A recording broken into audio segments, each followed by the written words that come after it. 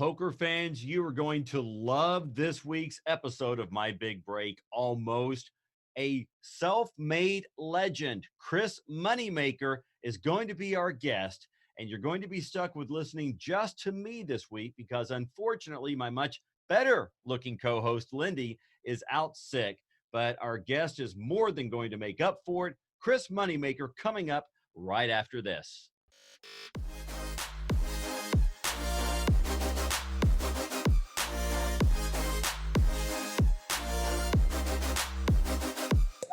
The guy who, in my opinion, revolutionized poker for all of us amateurs, allows us to all try to live the dream, but he's lived it. Chris Moneymaker. Chris, thank you so much for taking the time to be on our show. Thanks for having me. It's an honor to be on. Normally our show, My Big Break Almost, when we have a typical celebrity like yourself, but more of an actor or actress, we go over the roles they almost made and then the successes that we know them for. Poker's a little different in that you could win the whole thing one day and the next day have an amazing My Big Break almost from a bad beat and the next day win again. So it's not really a chronological order so much in how, we'll do our interview and a chance to kind of get to know your career. And I'm sure that you've probably talked a lot of this to death. And some of it might be some new stories that have come up with in your career that you'll be able to share. When you were an amateur poker player before the World Series of Poker that we all know you for, how did that experience go? Were you going to a lot of local casinos? Were you going to Las Vegas back and forth? How was that? Well, poker back then was a lot different than it is today. I mean, you didn't have poker readily available. There was very limited online poker. I didn't know what online poker was. And then if I went to my local casino, which was about a 4-hour drive down in Tunica, Mississippi, they didn't have No Limit Texas Hold'em. They only had Limit. That's the only game you could play. You couldn't really find a game of No Limit Texas Hold'em.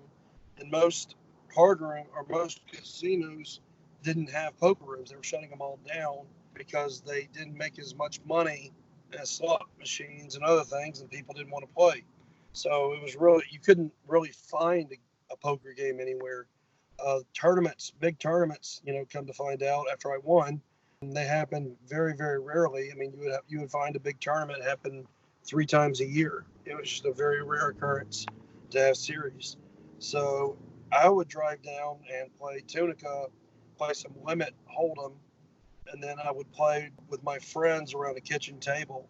And that was about the limit of my poker playing experience up until the main event, the World Series, short of getting onto Poker Stars. Some guy told me about Poker Stars while I was down in Tunica, and I logged on and put a little bit of money on and started playing there and won my seat on Poker Stars and went out to the World Series. That is amazing. And I like how you summarize it. It seems like so matter of fact, so easy. Now, was it an $86 satellite? There's a lot of controversy. Was it $40? Was it $86? Not that it really matters, but how much was the satellite so you can set us straight? It was $86. And I'll be honest, for 12 years, I thought it was $39. I played two satellites, and whatever the $86 one's the one I used for the 615. A guy came up to me. He's like, he was, I guess, a research guy or something within the company. And he was going back to find my satellite win. So he said, "Are you aware that you did an $86 satellite?" I know that the 39 was. He said, "Nope, it was 86." Yeah. So there you go. So you win that satellite and you're going to Las Vegas, first live tournament that you've been in. What was the experience like with that many thousands of other poker players, and what was going through your mind? Well, it wasn't the thousands of players like it is now. It was a Binion's Horseshoe downtown, an old rundown casino, and there was only about 839. There was 839 people in the main event, and there wasn't a whole lot of spectators and fans and all that stuff watching. It was, more of a, if you're playing the tournament, you're there. If you're not, you're not. So Yeah, it wasn't like it is today, where there's just 50,000 people all scattered throughout the dang place, or whatever the number is. But yeah, it was definitely a lot smaller, but it was nerve-wracking. I mean, I'm going up and playing against guys that, I thought were, could read your soul and, knew exactly what you had every hand. And these were pros, and I'm just this, amateur playing with my buddies, playing online. And back then, if you were an online player, which I was, I played on Poker Stars, you were considered a second-class player. I mean, Playing online poker was like playing checkers to their chess, because poker is a face-to-face game. And if you're playing online, you don't get to see to read the tells and do all that. So it's not really poker. We're not poker players. I know that you were described as a dark horse candidate, even though you were new, by Lou Diamond. So obviously people were seeing your skills. At what point in the tournament did you start to feel like, hey, could actually win this thing, or at least get to the final table? It wasn't probably until day 3 when I knocked out Johnny. At the time, I only knew 3 poker players by name: Johnny Chan, Doyle Brunson, and Phil Hellmuth. And on day 3, Johnny Chan was on my table, 2 to my left, which is a really bad position to have him on. And I was able to knock him out. And after I knocked him out, he was considered the perfect poker player at the time. I felt like if I could knock him out, I can knock anybody else out. And it gave me a lot of confidence moving forward that I had a shot. Johnny Chan also in the movie Rounders. Did that ever give you any kind of motivation, that film, just to think, hey, I know it's a movie, but maybe so? Well, it's not that it gave me motivation. It made it to where our home game went from playing 7-card stud and Chase the Queen and Midnight Baseball, AC Doocy, to playing Texas Hold'em. We changed game. We always played dealer's choice, and people would start selecting Texas Hold'em because of the movie. Well, first, let's go back to the tournament. You're at the final table, and finally heads up with Sammy Farha, another legendary pro. And I know I'd seen in another interview you had mentioned, but if you don't mind sharing for our listeners, what was going through your mind on the experience? Were you thinking, if we can chop the pot, great. If I can take it all, or at least just hold my own and look good? What were you thinking at that point? Well, at that point, I locked up 1.3 million, but it was 2.5 million to first. And it's obviously the biggest pay jump of the whole tournament. $600,000 is a lot of money to play for heads up against one person. I mean, that's just an obscene amount to sit there and say, all right, we're going to play heads up for $600,000. So I went to him and I said, hey, you just want to split this and play for the bracelet. Both of us lock up 1.9 million and play for the bracelet. And his first response was, why don't we just put the money together and play for it all, where second place gets 0. Oh, gosh. He was kind of joking, I think. I'm not sure. But then he said, well, I think I need to get a little bit more because I'm more experienced. At that time, I had about a 2-to-1 chip lead. So my response to that was basically, fuck you, let's go play poker. And we didn't strike a deal that day. I bet. So your legendary bluff, which I've probably seen a dozen times against Sammy, did that happen after this conversation? And was that a little bit of your revenge factor to him? It was definitely after the conversation, and it happened for the specific reason that I knew that he wanted to grind me down using skill. He's a more experienced player, and he likes to put a lot of pressure on people, especially the pros. But with amateurs, he was waiting to kind of trap me and make me make a mistake, and wanted to grind me down, thinking that the moment was going to be too big for me. So I knew he didn't want to play big pot. So anytime he had a questionable hand, where I thought he had a questionable hand, my plan was to put a lot of pressure on him, kind of what he does to the other pros. So I just knew that he didn't want to go broke with one pair. That conversation had a lot to do with that, just based on the fact that he thought he was that much better of a player than me. Wow. So he gave you a tell and didn't realize it possibly, and you took up on that. Well, I mean, he gave me information. Poker's a game of information, and I knew how he played. He kind of knew how I played. We've been playing together for 3 or 4 days by this point, and we were pretty familiar with each other's game. We mixed up a few pots, and then, just using that little piece of information, I mean, I used it to my best of my advantage, and it just worked out for me that time. It certainly did. And the Moneymaker Effect that you created, how cool is it to have a term named after you? Because you gave so many amateur poker players like myself the dream hope of someday possibly doing that. How did your life change after you won the World Series of Poker? I was back at work. We got done on a Saturday night, went to a club afterwards and partied with my friends, flew home. We had a party back at home where I work on Sunday. And then 8 o'clock in the morning, I was back at work, doing my job. 27 years old. I had sold 40% off, 20% to a friend, 20% to my dad. paid taxes, and that didn't leave enough to quote unquote retire on. So I was back at work Monday morning, just going about my normal thing. Didn't think much was going to change. When I got home, I had about 110 messages from people telling me, congratulations.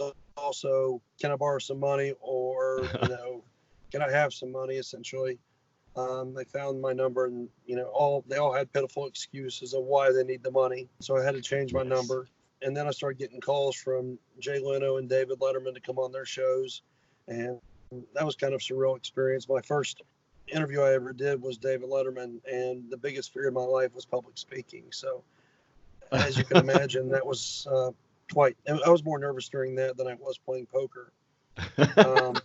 And to be perfectly honest, I went back to work for 8 months. Nothing much changed other than just locally, people knew who I was, but it hadn't aired on TV yet. It didn't air on TV until we finished, I think it was in March, and it wasn't until August that it aired on TV.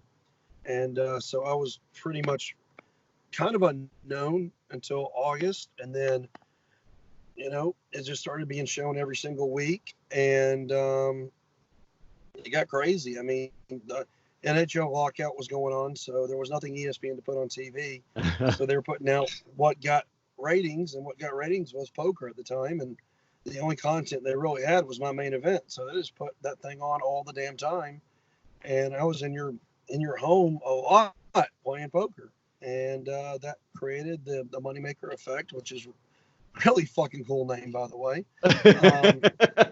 And people ask me all the time, I got in the Poker Hall of Fame this past year, like, oh, how proud of you are that? I'm like, dude, I got an effect named after me. I don't care about the Poker Hall of Fame.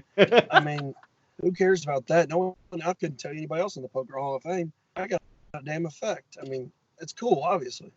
Amazing. The only two effect phrases I've ever heard, the Doppler effect and the Moneymaker effect. That's it. So you're right up there with historical science. Hey, I love it. It's not, I don't know many effects either, so I probably couldn't think of it. I wouldn't have got the Doppler effect. So I'm the only effect that I am aware of right now. Well, you're the only one that matters, the only one that people can understand. Let's put it that way. So it's the one that matters in my life. That's right. So as you're traveling around, what is, I guess, I can't really say a day, but what is it like being Chris Moneymaker now that, you can't sneak up on anybody? You've got a bullseye on your back and your front, but yet at the same time, people are just honored to get to meet you or play at the same table. So what is life like for you as you're playing now? Well, I've got two different lives. I got my home life and my travel life. When I'm at home, I'm up at 6 a.m, getting the kids off to school. Me and my wife, each take different kids, different places to school. I'm right now picking my daughter up from school, and we have soccer practice, volleyball practices, and I'm just a stay-at-home dad, raise my kids. And then my other life is when I go on the road about half the time. I wake up around 2 o'clock in the afternoon, start playing poker around 4, and play till 4 a.m. And when I'm recognized everywhere I go when I'm playing poker. When I'm at home, people know who I am, but it's not like it is in poker. I mean, I've known enough people around here, they kind of know who I am. They don't really bother me here. So, it's essentially like I'm leading two separate lives. I always tell people I have the perfect amount of fame, and the fact that if I want to be recognized, I just go to a poker room. If I don't, if I go to a mall or something, no one's not going to know who I am. So it works out really well. And, people don't just always recognize me. I get a lot of, hey, I know you from somewhere. As far as the poker goes, people usually do one or two things. They either go out of their way to play pots with me or out of their way to stay out of my way. So they play what's called a polarized game against me. And it's actually pretty easy to pick up what they're doing and pretty easy to play against them once you know what side of the fence they're on. If they're standing in the way, obviously I'm going to attack them. If they're trying to attack me, then I'll just wait for value hands. And it makes the game actually easier at the end of the day, especially in cash games. Tournaments, it can be tough because you've got to show down. You don't want to show down hands in tournaments. You want to win uncontested pots.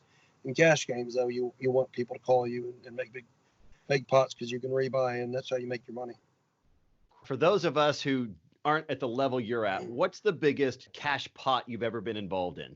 Biggest cash pot was at the Palms Casino, and it was actually against Ben Affleck. And I ended up making a flush, and he made 3 of a kind. We got in over $100,000 in that hand. Yeah, biggest pot I'd ever played. That's incredible. So I know all poker players have their own bad beats. Some like to really talk about them, and some just like to forget they ever happened so they can move on. Do you have maybe a special bad beat or two that you can share with us to help ease our sympathy when we get stuck with the same thing? I mean, everybody has bad beats. Generally, as a poker player in today's game, especially, it's it's like the worst thing you could ever do is tell someone a bad beat story. So I mean, I don't think I've told a bad beat story in years, but the only one that really I kind of remember was in a cash game where I ended up flopping a straight flush. I had the 8-9 of spades, and the flop came 7-10 jack of spades.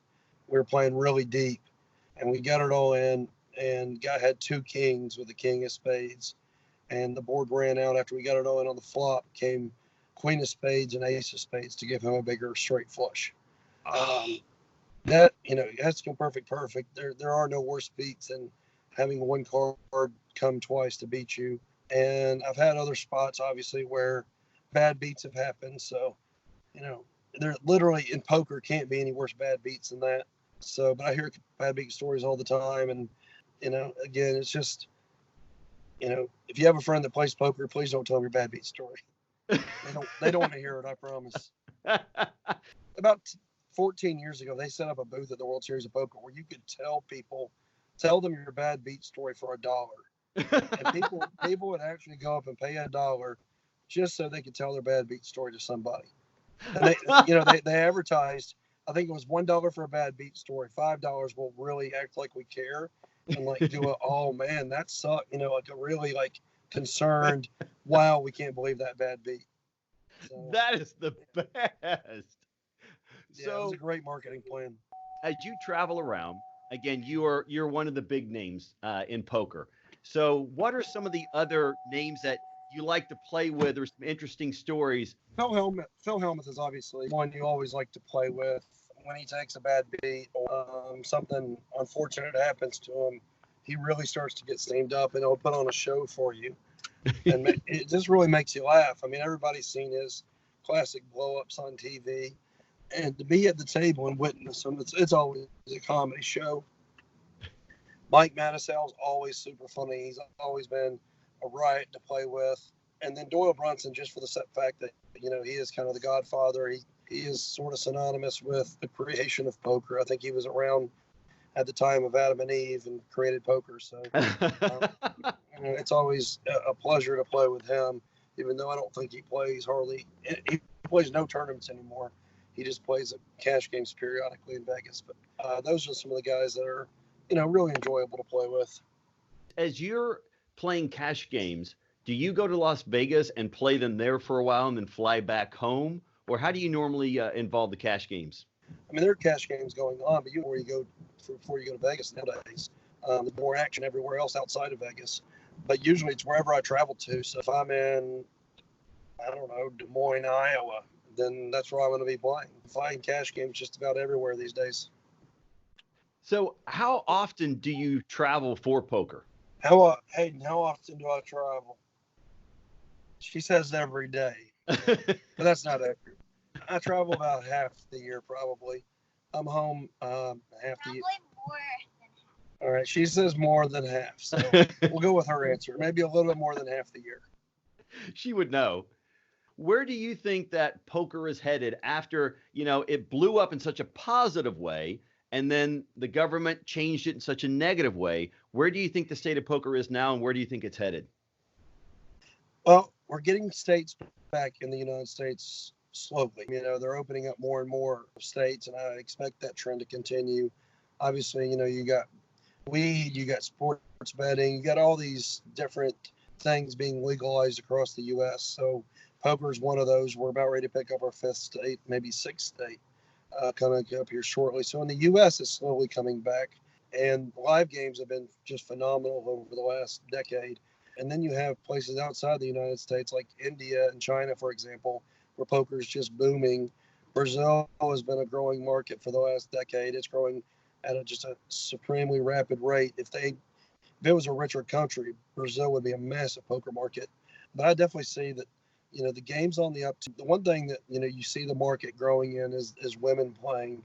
back when I first started, you never ever saw women at the table. It was one lady to a tournament, maybe two, and now you'll see one or two women at your table playing almost every tournament. So that's a really growing big demographic that's growing, is seeing more and more women play the game, and that's where, really at the end of the day, where the biggest growth market's going to end up being is, women coming into the game.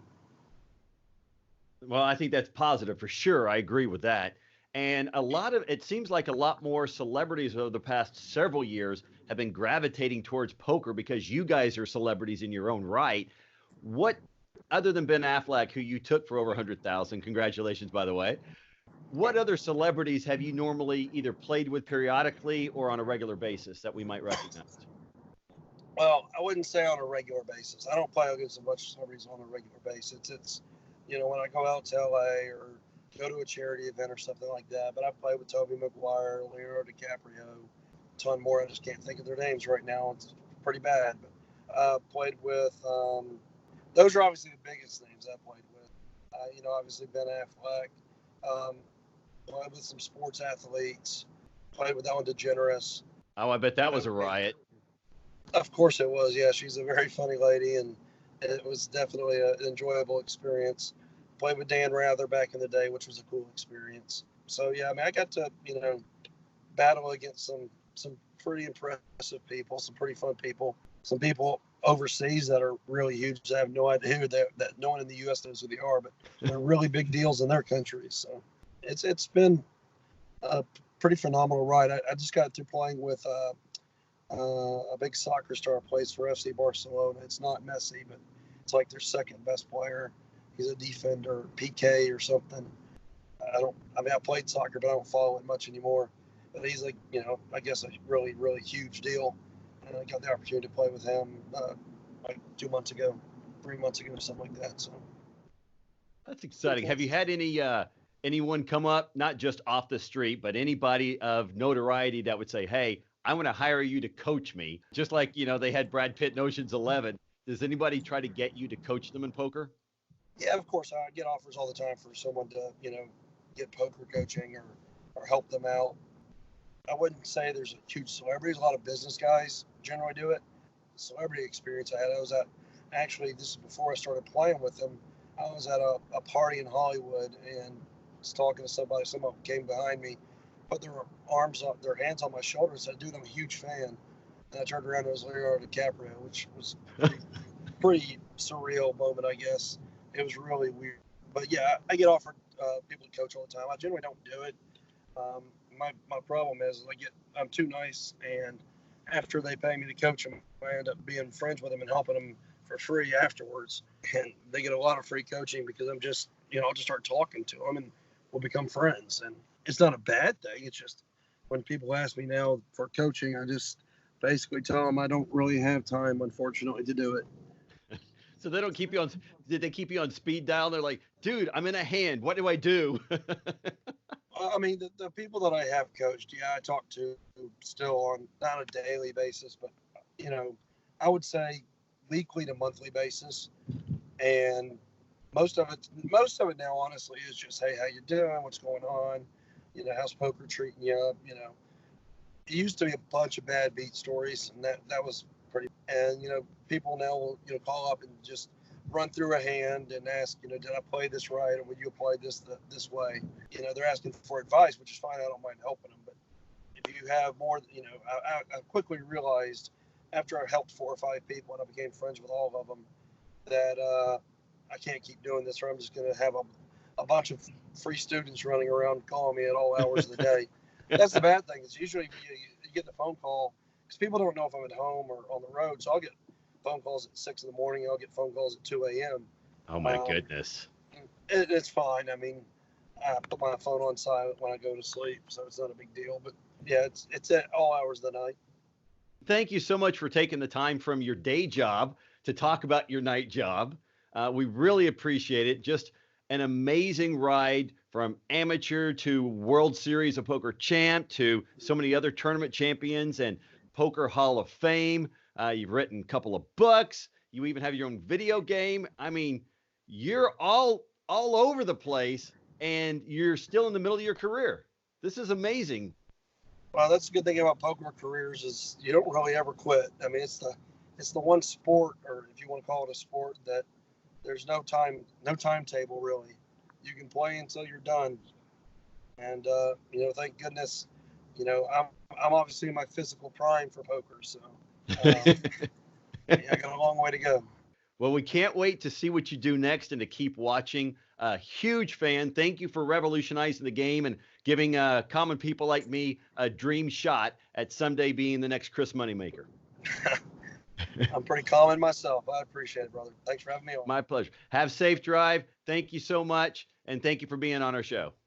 Thanks for having me. Take care. That was so cool to get to talk to one of the biggest poker players in the world. And I can't tell you how many times I watched his final table at the World Series of Poker. So I'm a huge fan. Such a cool thing to get to talk to Chris Moneymaker. Hope you guys enjoyed it. And I hope that your poker improves just from the motivation that it can be done, because Chris has done it. I hope you stick with us next week. We'll have a brand new guest. iTunes, TuneIn, Google, Apple. We are everywhere. Hope you are too. We hope that you subscribe so that way you don't miss an episode of My Big Break almost.